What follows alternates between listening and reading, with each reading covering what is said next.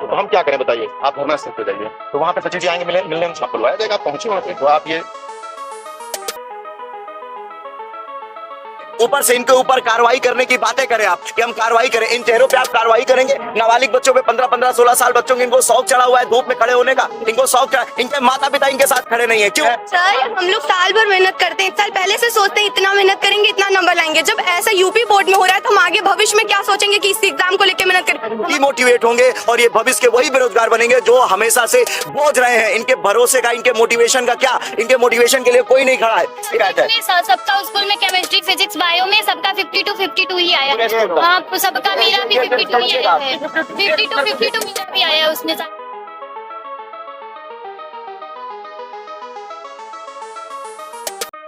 योगी जी से यही गुहार, योगी जी से यही गुहार, भारत माता की।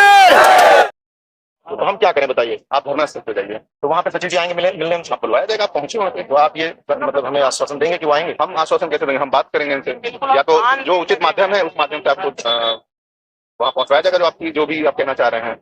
आप इस तरह से विभाग के उसके दरवाजे पे खोलिए, आप विभाग में क्या है? हाँ, दर पे विभाग। हाँ, तो तरीका होता है ना, आप लोग अनुमति मिली नहीं, आप गलत चेक करना तरीका नहीं है। नहीं, आप धरना स्थल पहुंचिए, वहीं पे हम धरना स्थल कितनी दूर है यहाँ से? ये बगल में है। कितनी दूर है? 200 मीटर।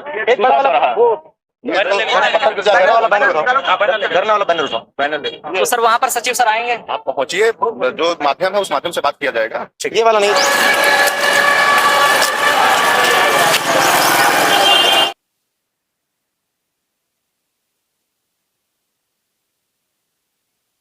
खाली पेट भूखे प्यासे ये बच्चे धूप में दौड़ रहे हैं। मतलब साल भर ये बच्चे तैयारी करें, साल भर ये पढ़े, उसके बाद जब रिजल्ट आए तो धूप में सुबह 9 बजे से खाली पेट बिना पानी पिए भटके। ऊपर से इनके ऊपर कार्रवाई करने की बातें करें आप कि हम कार्रवाई करें, इन चेहरों पे आप कार्रवाई करेंगे? नाबालिग बच्चों पे 15-15, 16 साल बच्चों के इनको शौक चढ़ा हुआ है धूप में खड़े होने का, इनको शौक चढ़ा, इनके माता पिता इनके साथ खड़े नहीं है, क्यों? क्यों भाई मानेंगे? वो कह रहे हैं कि तुम्हारी गलती है, क्योंकि आपने गलतियां की हैं, हजारों लाखों बच्चों के साथ आपने गलतियां की हैं और इसे आपको सुधारना होगा और स्वीकारना होगा, वरना हमारा आंदोलन, हमारी आवाजें नहीं रोक पाएंगे और जब तक न्याय नहीं होगा हम करेंगे। आपके पास कई गैप है, हमने 5 मांगे रखी है, वो 5 गैप है आपके। स्क्रूटनी को लेकर भी क्लियर मैसेज बच्चों के पास नहीं है। इतनी जटिल प्रक्रिया है फॉर्म भरने की कि जब आप फॉर्म भरने जाते हैं तो आपको पता चलता है कि कितनी जटिल प्रक्रिया है। ऑनलाइन के साथ साथ उसमें ऑफलाइन भी आपको कार्य करने बाकी है। साथ ही स्क्रूटनी का मतलब है रीचेक नहीं होती कॉपी, उसमें दिए हुए नंबर को काउंट करके चेक कर दिया जाता है। 95% स्कूल के प्रिंसिपल कहते हैं बेटा स्क्रूटनी का फॉर्म मत भरना, आपका कुछ भला नहीं होने वाला है। 500 रुपए फीस है स्क्रूटनी का। भाई साहब अगर जाएं तो 65% ऐसे यूपी बोर्ड के स्कूल है जिनके पूरे साल की फीस ही 900 रुपए, 850 रुपए है, और आप एक विषय में 500 रुपए ले रहे। 1000 बच्चा कैसे दे पाएगा? इतनी त्रुटियां हैं, इतने गैप है, इन गैप को कैसे भरा जाएगा? हमारे साथ और भी बच्चे आए हुए हैं। सर हम लोग साल भर मेहनत करते हैं, 1 साल पहले से सोचते हैं इतना मेहनत करेंगे इतना नंबर लाएंगे। जब ऐसा यूपी बोर्ड में हो रहा है तो हम आगे भविष्य में क्या सोचेंगे कि इस एग्जाम को लेकर मेहनत करें। हमारे साथ वहाँ पे भी कुछ ना कुछ हो सकता है, यहाँ पे तो आप हमें सपोर्ट कर रहे हैं, हमारे लिए आवाज उठा रहे हैं, आगे कौन उठाएगा हमारे लिए आवाज? ये विश्वास, ये अविश्वास जो जन्मा है, इसका जवाब आपको देना होगा और इस विश्वास को जिंदा रखने के लिए आप सभी की मांगे सुननी होंगी। आपको ये रोते हुए चेहरे, ये सिसकतियां भरती हुई आंखें, आपको इसका जवाब देना होगा। मैं बार बार एक बात को आवाज उठा रहा हूं कि ऐसे बहुत से बच्चे, हजारों बच्चे हैं जिन्होंने जेईई मेंस का कोर्स ले रखा है, अब वो पेपर नहीं दे सकते क्योंकि 75 से नीचे है। जिन्होंने एनडीए का कोर्स ले रखा है, 60 के नीचे है, वो नहीं दे सकते। उन बच्चों का क्या होगा? उनके पिताजी, मैं बताऊं, इससे पहले 2022 का रिजल्ट है, मुस्कान तिवारी स्टेट में 4थी रैंक लेकर आती है। उस बच्ची के पिताजी ने कहा था रिजल्ट आने से पहले कि अगर तुम्हारे रिजल्ट अच्छे नहीं आएंगे तुम्हारी शादी कर दी जाएगी। वो लड़की के स्टेट में रैंक आती है, उसके पिताजी उसको पीसीएस की तैयारी करने के लिए एडमिशन कराते हैं एक संस्था में। ऐसे हजारों लड़कियां हैं जिनके माता पिता ये रिस्ट्रिक्शन देते हैं कि अगर तुम्हारे इंटर में अच्छे नंबर नहीं आए तो तुम्हारा स्कूल बंद कर देंगे, तुम्हारी शादियां करा देंगे। उन बच्चों का क्या? उनके भविष्य का क्या? ऐसे हजारों बच्चे हैं जिनके पिता कहते हैं बेटा अगर तुम्हारे अच्छे नंबर आए 12 में तो हम तैयारी कराएंगे आपको, चाहे लोन ले ले चाहे उधार ले ले। अगर उनका रिजल्ट खराब आता है तो इसका जवाब कौन देगा? उनके पिताजी उन्हें काम करने के लिए मजबूर करेंगे, दिल्ली कमाने के लिए भेजेंगे, इसका जवाब कौन देगा? लाखों बच्चों के भविष्य का सवाल है।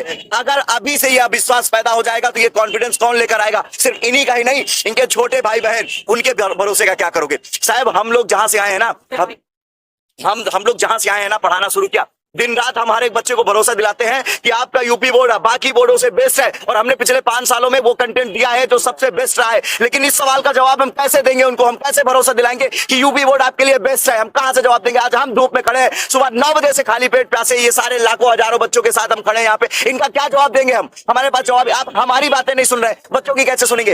आप प्रक्रिया की बात करते हैं, एक ऐसी प्रक्रिया जिसका पालन आप स्वयं नहीं करते हैं। आप हमें हजारों घंटों से हमें खड़ा करते हैं, उसके बाद हमें भगा दिया जाता है। हमसे कहा जाता है हम कार्रवाई करेंगे, हम लाठीचार्ज के, किस पे लाठीचार्ज करोगे भाई? आओ हम पे करो, हम तैयार है लाठी खाने के लिए, लेकिन हमारी बातें तो सुनो। इन बच्चों के भविष्य के साथ तो मत खेलो।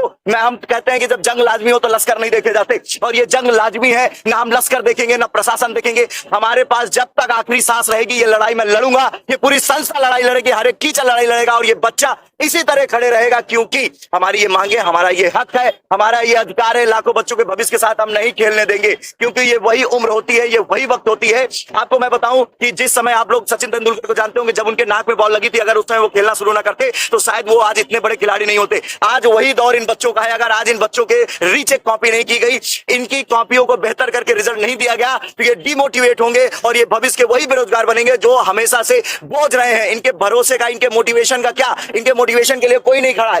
एक जवाब आपने नहीं दिया। आप एक बार आते, उसके बाद की प्रक्रिया देखी जाती है, एक बार आप आश्वासन देते, इतना बच्चा भूखा प्यासा सुबह से खड़ा, एक बार आप आते, आश्वासन देते, बच्चों जो भी होगा हम जांच करेंगे, हम चेक करेंगे। पर आपने तो भगा दिया, आपने तो आप कार्रवाई करें, आओ यार मारो लाठी, मान लो यही कर लो, यही बचा है शिक्षक के पास, अब इतना ही बचा हुआ है। हम लोग फिर साल भर बैठ के पढ़ाई करते हैं, सारा इधर शादी है, ये है, सब कुछ अवॉइड करके पढ़ाई करते हैं। और अगला बच्चा घूम रहा है, सब कुछ कर रहा है, फैमिली को पूरा सपोर्ट है कि बेटा तुम पढ़ो, जो भी आया चलो ठीक है आगे करो। लेकिन गाँव वाले कहते हैं अरे दिन भर तो पढ़ रही थी, इतना ही आया, उसका भी तो देखो उतना आया, दिन भर घूम रहा था। उस बात का दुख हमें बहुत ज्यादा है।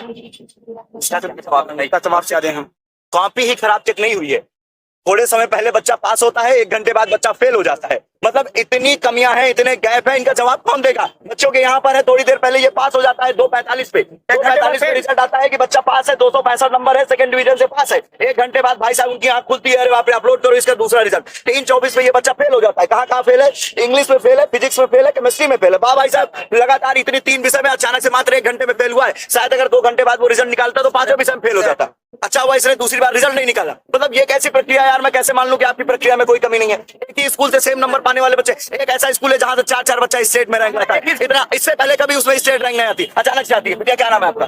स्मिता यादव। स्मिता यादव। बेटा आप बताना क्या तकलीफ है? यस सर, हमारा भी, हम इंग्लिश में इतना मेहनत किए थे, 98 आ जाता, लेकिन 75 नंबर मिलती है। ये और हर एक सारे बच्चे की शिकायत है। सब्जेक्ट में सबका स्कूल में केमिस्ट्री, फिजिक्स, बायो में सबका 52 ही आया है। हाँ, सबका मेरा भी 52 ही आया है। 52 मेरा भी आया है उसमें, सारे केमिस्ट्री, फिजिक्स, बायो।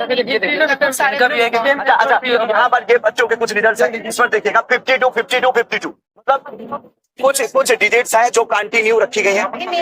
ज्ञापन पहुंचा रहे तो, हम कनेक्ट करेंगे, ज्ञापन एक पहुंचाएंगे, ज्ञापन देने का बच्चा 1 मिनट, ये हमारे यहाँ जो है सर आ गए हैं ज्ञापन लेने के लिए।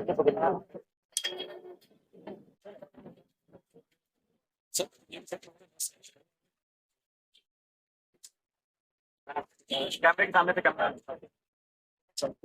हटा लो। ठीक है, ठीक है, कोई बंद नहीं। Thank you. 152 215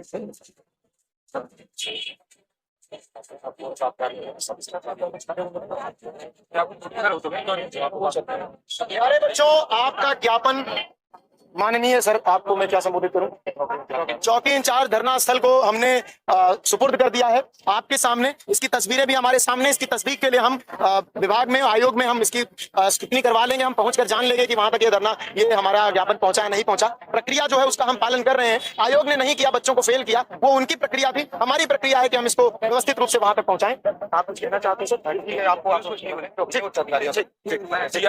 ठीक है। तो अब हमारी ये मांग सचिव जी तक पहुंचने का आश्वासन हमारे साथी जो भी अधिकारी हैं उन्होंने दे दिया है। विनोद कुमार जी ने, जो चौकी इंचार्ज धरना स्थल है।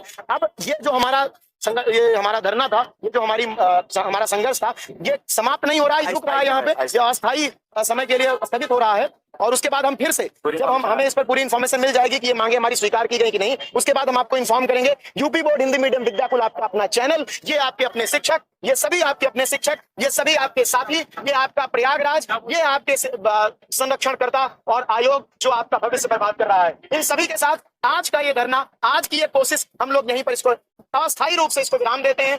जैसे ही हमें अगली सूचना मिलती है हम आपको अपडेट करेंगे, साथ ही यह भी बताएंगे अगला हमारा कार्यक्रम क्या होने वाला है। और इस बार जो भी होगा इतना जोरदार होगा कि वो दीवालें, वो लोग नहीं, वो दीवालें हिलेंगी, क्योंकि हमें भगाया गया है आयोग के दरवाजे से कि आप अधिकृत नहीं है बच्चों के अधिकारों की मांग करने के लिए। ये अन्याय कब तक करेंगे? इस बार हम योगी जी तक जाएंगे। अभी योगी जी को ये बात पता नहीं है। सचिव जी, अभी मौका है, ठीक है? We want justice. Yogi ji हमें न्याय दो, योगी जी हमें न्याय दो, योगी जी हमें न्याय दो, योगी जी से यही गुहार, योगी जी से यही गुहार।